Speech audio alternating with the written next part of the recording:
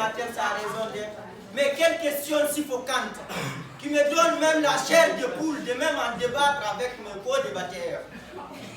Si nous analysons, c'est pourquoi la science sans la sagesse n'est qu'une gangrène de la conscience.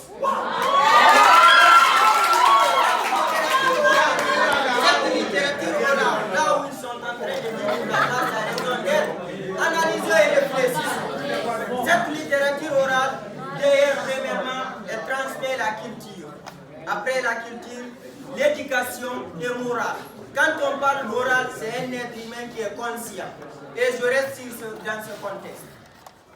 La littérature orale africaine, tellement qu'elle a sa raison d'être, il y a un proverbe bambara qui dit une parole sans proverbe. Une parole sans proverbe. Une parole sans proverbe, c'est comme une chose. Cette littérature même que nous sommes en train de lier, c'est comme lier l'existence de l'homme noir. Lier l'existence de l'homme noir, lier la sagesse africaine. Et cette sagesse que nous sommes en train de lier, c'est démontrer que les blancs, ce qu'ils ont dit sur nous, qu'ils ont raison. Parce qu'ils ont dit que l'homme noir est un sauvage. Et c'est avec cette littérature orale que l'Africain a montré qu'il n'est pas sauvage ni il est civilisé. C'est avec cette littérature qu'il nous a permis d'être intégrés à l'UNESCO en tant que littérature orale. Et cette littérature, cette organisation qu'on appelle l'UNESCO est une dérivée de l'ONU, là où toutes les cultures du monde est réunie et qui est approuvée par le monde entier. Si un Africain se permet de remettre en question cette littérature, ce qui veut dire qu'il se remet lui-même en question. Il devrait d'abord analyser pourquoi il vit, parce qu'on ne peut pas écrire tout et on ne peut pas rester sans dire tout. Il y a de ces secrets, on ne les écrit pas. Parce qu'une personne qui sait écrire et sait lire saura ce que tu as dit. Mais un secret que tu transmets avec un prochain, personne ne le saura s'il n'a pas entendu. Et c'est pourquoi de nos jours, les gens qui nous transmettent cette littérature, la nouvelle génération est en train de les lire. Les vieillards sont là. Comment toi tu peux avoir cette sagesse avec eux? Car la littérature orale, on les transmet à travers les vieillards et les griots. Mais à dire de Namaradi. Et j'en viens ici encore, au niveau de la circoncision. Ceux qui ont été comme circoncis, pas à l'hôpital dès 3 semaines ou 1 mois, mais plutôt ceux qui ont été circoncis en groupe. On les enseigne. Il y a des enseignements qu'on les transmet pour qu'on les envoie, parce que de la jeunesse, à l'adulte. C'est tout ça là, c'est pour vous dire que cette littérature, on ne devrait même pas s'imaginer à remettre là en question. Car cette question qui est en train de remettre, tu te remets toi-même en question. Avant de remettre la littérature orale africaine en tant qu'Africain, remets-toi en question pourquoi tu vis. Parce que de nos jours, il y a des hommes qui ont la peau noire, mais ils ne sont pas africains. Je vais dire comme ça. Être africain, c'est de vivre ta propre culture. Merci, je vous remercie.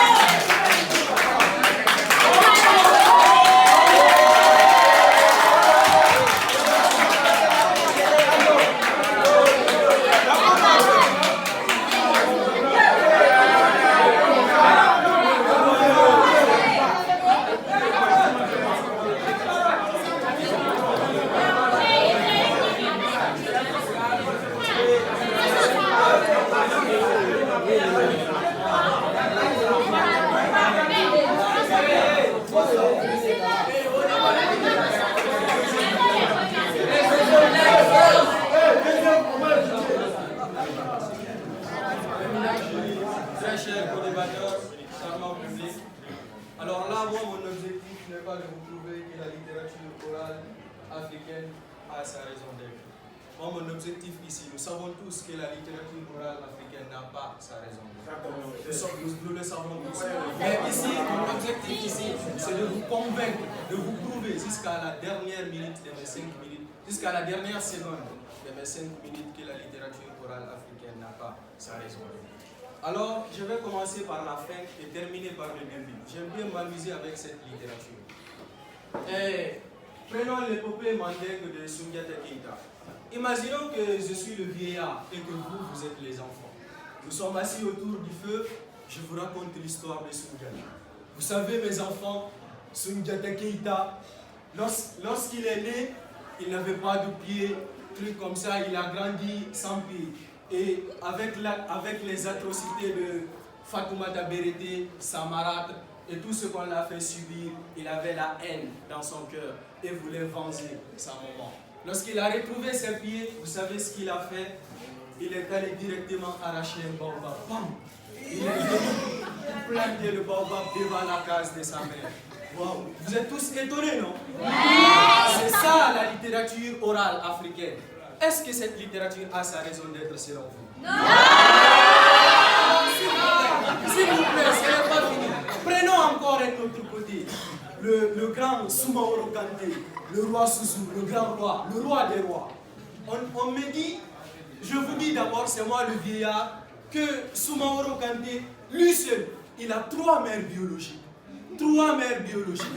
Vous avez entendu ça? Non! Est-ce que ces genres de choses-là ont ces raisons d'être? Non! Alors, frères et sœurs, revenons à la définition de la littérature pour vous dire que je ne suis pas un non-sujet et que cette littérature n'a pas sa raison d'être. J'ai défini la littérature orale. J'ai défini la littérature orale comme étant quoi? C'est l'ensemble de tout ce qui est dit par les vieillards et les griots et transmis de bouche à oreille et de génération en génération. Et cela inclut quoi? Les coutumes, les mœurs, les coutumes, les mœurs, les épopées, les légendes, les devinettes et les paroles incantatoires, ainsi de suite, ainsi de suite. Alors, je vous ai dit que moi je ne vais pas vous argumenter, mais je vais vous prouver que la littérature orale n'a pas sa raison d'être. Prenons un autre exemple. Avec une œuvre que j'ai lue, on peut dire une œuvre, on peut dire une œuvre, tout est possible.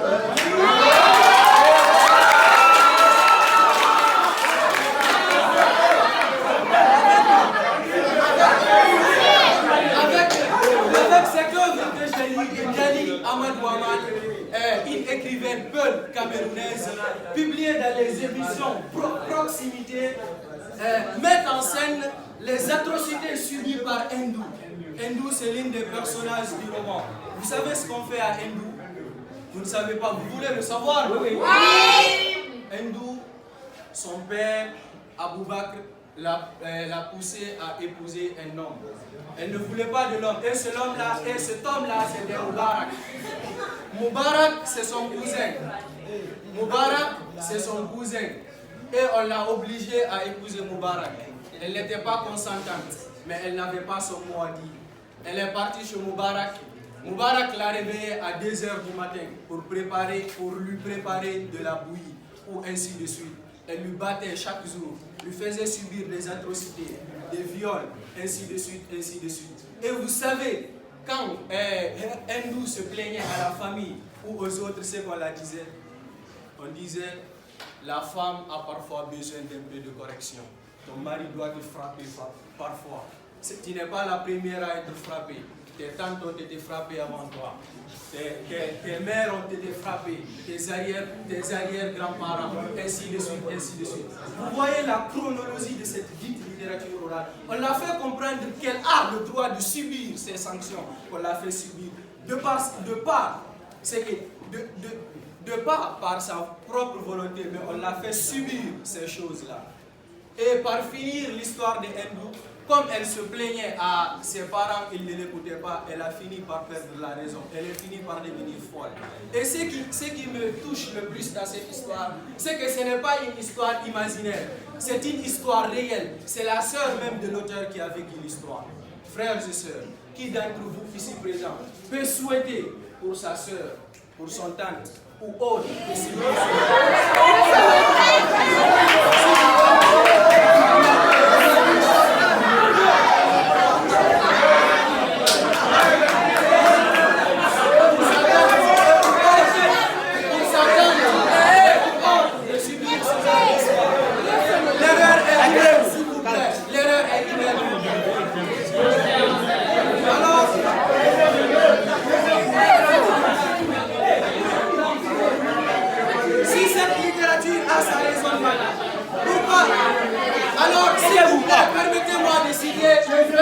permets-moi de citer Franck Fanon dans son œuvre Peau noire, masque blanc, publiée à Paris dans les éditions CEI. Il dit, je cite, « Le colonisé se sera d'autant plus libéré de sa brousse qu'il aura fait sienne les valeurs culturelles de la métropole. » Pourquoi nous nous attendons de nous lancer dans les valeurs culturelles de la métropole si nos propres valeurs ont leur raison d'être? S'il vous plaît. Alors je vais terminer par vous poser cette question. Si la littérature orale africaine a sa raison d'être, en quoi est-ce cette raison? Je vous remercie. Mon nom est Abdourahim Ba, élève de la 12e science sociale. Mon objectif devant vous ce matin, c'est de vous prouver l'existence, l'importance de la littérature orale. Mon co-débatteur vient de passer et il a parlé, mais il a confondu la tradition africaine à la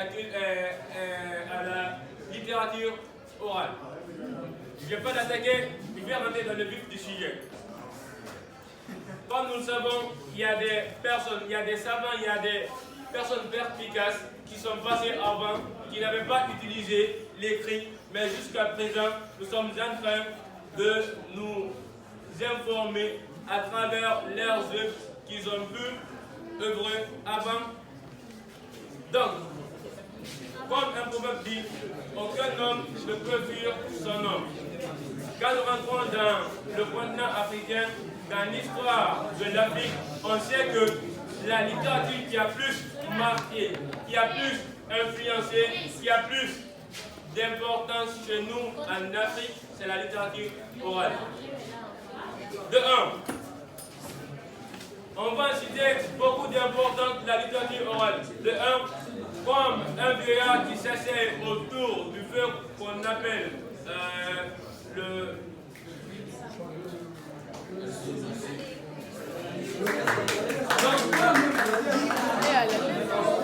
Nous savons,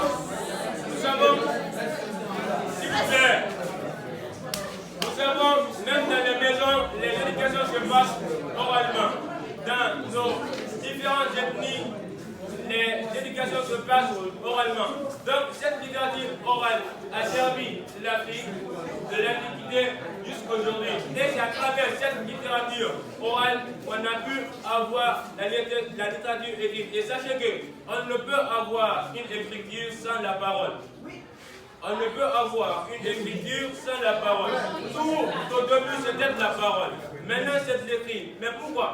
On a valorisé la littérature orale. Car sachez que nous savons que la littérature et nous savons que l'éducation se passe en Afrique d'une manière orale. Donc, à titre d'exemple, dans les éducations à la maison, on nous transmet les messages de nos ancêtres comme la culture et chaque ethnie a sa culture. Donc, chaque ethnie a sa manière d'éduquer ses enfants et ça se passe de la manière orale. En disant qu'avant en Afrique on ne faisait pas ça. À titre d'exemple, comme en Afrique on dit le plus souvent qu'on ne parlait pas la nuit. Il faut laisser après l'apparition du soleil pour balayer. Et ça ce sont des importants, ce sont des mystères, ce sont des secrets du continent africain. À travers les contes et la légende, on se rend compte qu'avant, l'Afrique avait bien de la valeur. Donc, la littérature orale africaine a bien sa raison d'être en Afrique. Merci.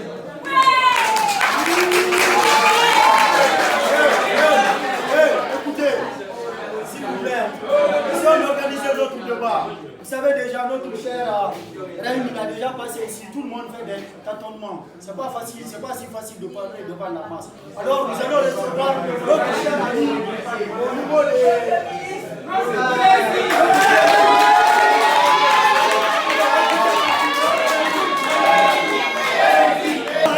Attendez, je vais vous informer encore. Après Soriba, il y aura une personne au niveau de la recommandation sociale qui va faire la conclusion et ceux de mathématiques aussi qui vont faire des conclusions aussi. Non, après cela, il y aura des personnes qui vont passer pour faire la conclusion. Après Soriba. En Afrique, la salutation n'est pas une faiblesse, mais c'est le fruit d'une bonne éducation. La salutation est le moteur principal de toute relation humaine.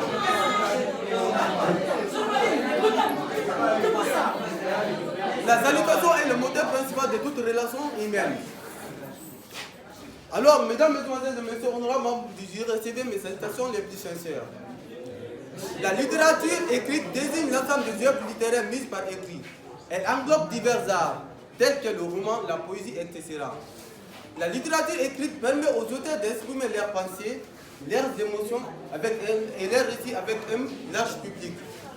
Elle joue un rôle crucial dans la transmission de la culture et des idées à travers le temps et l'espace. La société moderne privilégie de plus en plus la communication écrite. Les générations privilégient de plus en plus la littérature écrite, ce qui pourrait rendre la littérature orale moins pertinente. Dans un monde où les livres, les récits ou encore les médias numériques dominent. Bien que la littérature orale ait une valeur historique, elle peut être perçue comme moins fiable en raison de sa nature transmise par l'oralisien.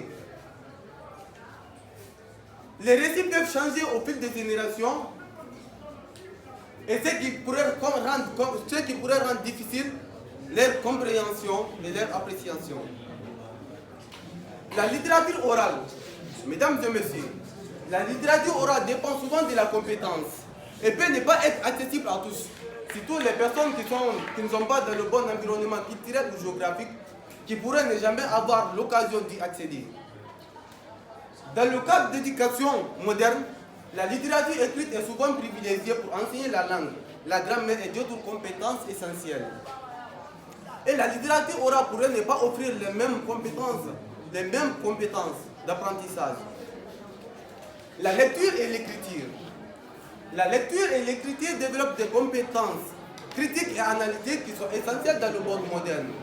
En se concentrant sur la littérature écrite, les individus peuvent mieux se préparer pour des carrières professionnelles ou académiques. La littérature orale n'est souvent pas documentée de manière formelle, ce qui rend difficile son étude et sa préservation. Sans cet enregistrement écrit, beaucoup de récits peuvent être déformés ou confondus, ou encore modifiés. Les récits oraux sont souvent spécifiques à des cultures ou des régions particulières, ce qui peut rendre compliqué leur appréciation, leur compréhension. Mesdames et messieurs, honorables membres du jury, nous sommes tous des musulmans et il y a des chrétiens entre nous. Prenons l'exemple sur les romans et les Bibles. Ils s'étaient dit par l'oralité, mais pour ne pas qu'ils se perdent, ils ont jugé nécessaire de les écrire. Car on dit quelque part que la parole s'envole et l'écriture reste. Le roman on a parlé du roman depuis combien de siècles de cela? Et si on se base sur la littérature orale, est-ce que tous ceux qui sont là, le roman et les Bibles, nous aurons l'occasion d'y accéder, ou nous aurons l'occasion de les lire?